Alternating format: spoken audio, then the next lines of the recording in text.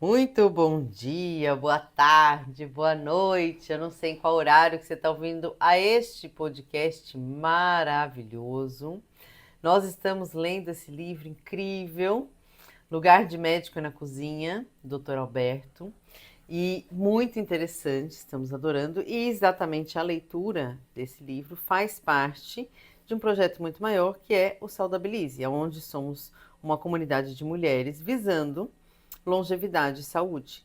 E aí a gente faz isso através da alimentação, porque a gente sabe que a alimentação é base de longevidade, né? Que muitas pessoas já se curaram através da alimentação, muitas doenças crônicas são tratadas através da alimentação.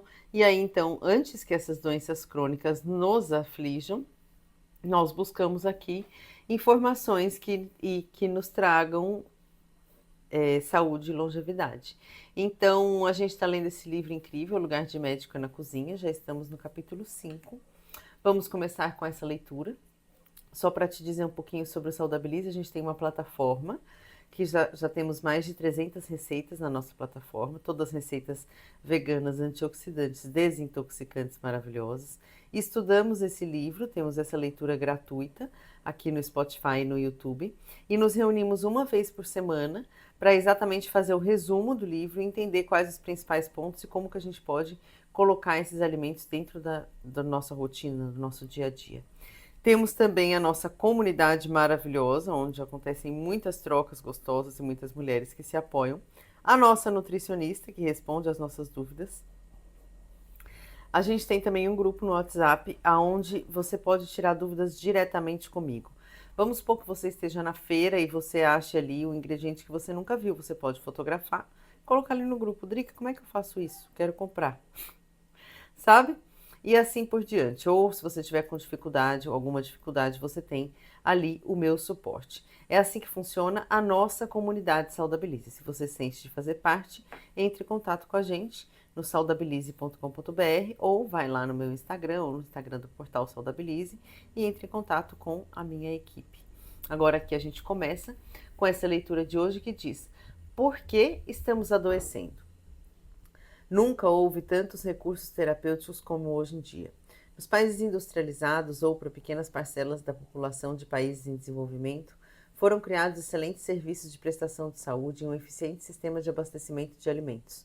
No entanto, esses mesmos países é clamor geral o avanço das doenças crônicas e degenerativas, tais como o câncer, a hipertensão, as doenças cardiovasculares, a diabetes insulinodependente, a osteoporose e as deficiências imunes. A obesidade toma proporções epidêmicas, com dados alarmantes que nos informam sobre a prevalência crescente, mesmo em populações de baixa renda de países em desenvolvimento, como o Brasil. Uma nova imagem em consumo de alimentos vem surgindo, na qual satisfazer apetite e saciedade não são as únicas considerações. Há um século, os estudos em nutrição tinham importância secundária à medicina e estavam voltados para avaliações de deficiências qualitativas e quantitativas na dieta.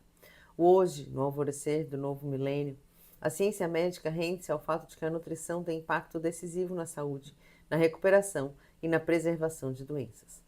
Cada geração, aparentemente, vem se tornando mais fraca que a anterior. Os bebês adquirem ou perdem sua imunidade ainda no corpo da mãe, durante a gravidez, após o nascimento, com o aleitamento materno ou a falta dele.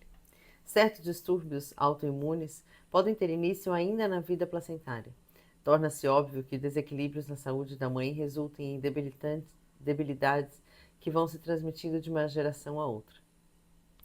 A maioria dos bebês que não recebe aleitamento materno é alimentada com leite bovino, que apresenta grande quantidade de resíduos antibióticos originados de drogas administradas à vaca. Os antibióticos no leite bovino alteram a flora intestinal do lactente e deprimem o sistema imunológico intestinal e sistêmico, o que permite o crescimento de micro-organismos que causam doenças. A saúde das crianças funciona como um termômetro para que se avalie a saúde geral de um país. Nos Estados Unidos, Europa e também no Brasil estão tornando-se alarmantes os níveis de incidência de distúrbios de deficiência de atenção, asma e alergias. Números oficiais informam que 5 a 7% das crianças americanas possuem distúrbios de concentração, embora pela avaliação subjetiva de professores, esse número possa chegar a valores ainda maiores. Esse fenômeno é relativamente novo, mas vem crescendo em incidência desde os anos 1970. A asma infantil é uma das doenças de mais rápido crescimento também no Brasil, em todos os níveis socioeconômicos. Infecções recorrentes de ouvido, resistentes a doses maciças de antibióticos, têm se tornado um pesadelo para os pais, sendo também eventos raros antes dos anos de 1970. A alta incidência de diarreia do lactente no Brasil, ainda maior causa de mortalidade infantil, tem grande relação com uma flora intestinal adulterada pelos produtos lácteos, açúcares e más condições de higiene alimentar. Doenças crônicas e degenerativas, algumas delas nunca antes mencionadas, estão disseminando-se rapidamente pelo mundo ocidental. Nomes como lúpus eritematoso sistêmico, esclerose múltipla, doença de Crohn, diverticulite, fibromialgia, síndrome da fadiga crônica, doença de Alzheimer e outras vêm se tornando comuns em nosso vocabulário. Pouco se conhecia essas doenças antes da Segunda Guerra Mundial. O treinamento de médicos para a reversão de um infarto do miocárdio não existia no início do século XX, tal a raridade desses eventos. Hoje, os ataques cardíacos e outras falências cardiovasculares são os maiores responsáveis pela mortalidade nos Estados Unidos e no Brasil, mobilizando um enorme aparato de resgate, ressuscitação, hospitalização e capitalização de pacientes. Outras doenças, como diabetes mellitus, sinusites, distúrbios digestivos em geral, alto colesterol e todos os tipos de câncer se tornaram epidêmicos. Pela Sociedade Americana de Câncer, 4 de 10 americanos terão de enfrentar algum tipo de câncer no decorrer de sua vida. O câncer do intestino grosso é a segunda doença mais diagnosticada nos Estados Unidos, com mais de 125 mil casos por ano. A síndrome do colo irritável atinge 14 a 17% da população. Quase metade dos atendimentos ambulatoriais em clínica médica são por causa dessa síndrome. Como a contrapartida crônica, prisão de ventre tornou-se epidêmica. A literatura médica oficial adaptou-se ao fato e considera normal evacuar 2 a 3 vezes por semana, em vez de uma vez ao dia. As duas doenças que mais crescem no mundo ocidental no momento são o lúpus eritematoso, uma doença inflamatória do tecido conjuntivo, e a colite de Crohn, uma doença intestinal severa e pouco responsiva a tratamentos. As doenças autoimunes caracterizam-se por uma condição em que as defesas do organismo se voltam contra ele mesmo, destruindo suas próprias células. Que fator em comum pode estar servindo de pano de fundo para essa epidemia de doenças? Por que estamos adoecendo? O fim da era dos antibióticos. Com esse título, a jornalista Sharon Bagley publicou uma matéria na revista Newsweek em março de 1994. Nós vivemos a ilusão coletiva de que as modernas drogas da indústria farmacêutica e a, entre aspas, limpeza dos alimentos que ingerimos, passando por diversos hábitos de vida igualmente estéreis, nos tornam protegidos dos, entre aspas, germes assassinos que nos rondam. E o que vem acontecendo? Micróbios multiresistentes estão surgindo em taxas alarmantes. Na atualidade, cada bactéria causadora de doença em humanos apresenta resistência a pelo menos um dos 100 antibióticos de linha disponíveis. Em alguns casos, existem bactérias que resistem a 99 antibióticos e são sensíveis a apenas um. Se considerarmos um ambiente hospitalar, teremos aí as, entre aspas, bactérias superpoderosas, resistentes a qualquer tipo de antibiótico e capazes de promover infecções fulminantes e fatais. As bactérias podem ser as nossas grandes amigas, processando matéria desvitalizada, produzindo nutrientes e mesmo antibióticos que eliminarão outras bactérias causadoras de doença. Mas a atual escola médica, em âmbito mundial, ainda não enxerga essa visão do terreno biológico, fazendo prevalecer entre os alunos, em fase de graduação, a mentalidade do anti, contra.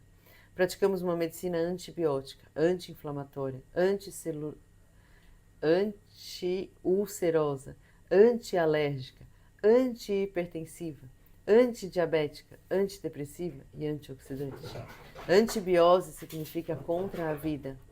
Há um fato histórico que envolve o ilustre pesquisador francês e detentor do Prêmio Nobel de Medicina, Dr. Louis Pasteur, sobre microbiologistas franceses, doutores Anthony Béchamp e Claude Bernard, responsável pelo desenvolvimento da pasteurização como método de esterilização dos alimentos. Ainda hoje incontestável, Dr. Pasteur defendia a teoria do germe como causa inequívoca das doenças. Já seus opositores defendiam a teoria do terreno biológico. Os debates eram acirrados. Em seu leito de morte, envolvido por seus assistentes, Pasteur mudou a posição que sustentara durante toda a sua vida. Com a força que lhe restava, ele sussurrou: Claude Bernard estava certo. O micróbio não é nada. O terreno é que é tudo. O que estamos fazendo? Procuramos resolver o problema da dengue aplicando pulverizações venenosas anti-mosquitos da dengue, que matam marimbondos, gafanhotos, grilos, joaninhas, aranhas, passarinhos, pererecas e sapos. Procuramos resolver o problema da droga invadindo com esquadrões antidrogas comunidades de baixa renda, ferindo ou matando donas de casa, crianças, estudantes e trabalhadores. Estamos vivendo um período difícil em que predomina a falta de percepção da realidade das coisas. Dessa maneira, as medidas tomadas para resolver esse ou aquele problema esbarram na mesma óptica polarizada, bélica, agressiva, que carece de uma visão do todo, holismo. Ninguém nega que vivemos um grande medo coletivo. Medo de bactérias, medo de traficantes, medo de mosquitos, medo de amar. Voltemos às bactérias. Esses formidáveis seres vivos. Esquecemos-nos do amor que deveríamos nutrir por elas. Voltamos-lhes as costas, assim como fizemos com as favelas, os desmatamentos e a poluição das águas. Enquanto isso, elas se organizaram, se reorganizaram, formaram grupos, colônias, apoiaram-se, comunicaram-se. As bactérias usam uma das mais eficazes formas de, entre aspas, internet biológica. Se uma bactéria se torna resistente a um tipo de antibiótico no Chile, essa resistência se manifestará em bactérias da mesma espécie na Inglaterra ou no Japão. Elas se comunicam ao redor da Terra, pela troca de genes, e mesmo por uma, entre aspas, consciência coletiva. Todos os sistemas vivos comunicam-se, uns com os outros, e partilham seus recursos, transpondo seus limites. Os antibióticos vêm sendo prescritos indiscriminadamente, regra lamentável hoje em dia, em nome de um distúrbio facilmente curável por medidas práticas. Ver a tabela na página a seguir. Promovem-se holocaustos de bactérias intestinais benéficas, deixando os intestinos, após um tratamento desses, à mercê de bactérias altamente patogênicas e tóxicas. Um triste exemplo é a do megacolon tóxico, infecção grave do intestino grosso causada por Clostridium difficile, após tratamentos antibióticos intensivos, com alta mortalidade. Os mesmos antibióticos, se prescritos com base em achados consistentes de história clínica, exame físico, imagens e exames de laboratório, são remédios que salvam vidas. Se obtivermos, então, a cultura e um antibiograma e os usarmos na dosagem e na duração certas, poderemos definir o curso de uma doença grave para uma cura completa. Os métodos mais avançados e menos invasivos em cirurgia, com o uso de imagens e catéteres altamente precisos, não são apenas coadjuvantes, mas muitas vezes substitutos dos antibióticos. As drenagens precoces de abscessos salvam uma vida. Meus professores da residência em cirurgia chamavam essa droga milagrosa de bisturicilina.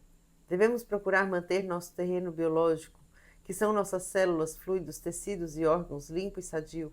Só assim poderemos evitar que nossos hóspedes microscópicos inofensivos sejam substituídos por inimigos mortais.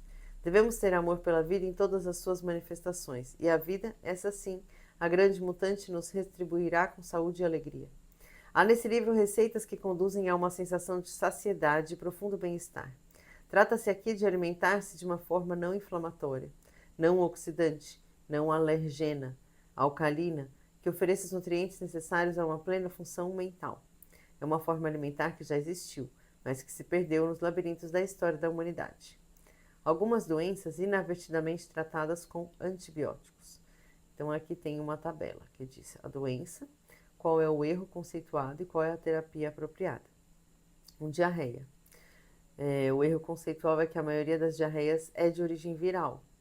Então, a terapia apropriada é a reposição de água e sais com soro caseiro ou água de coco, probiótico em cápsulas.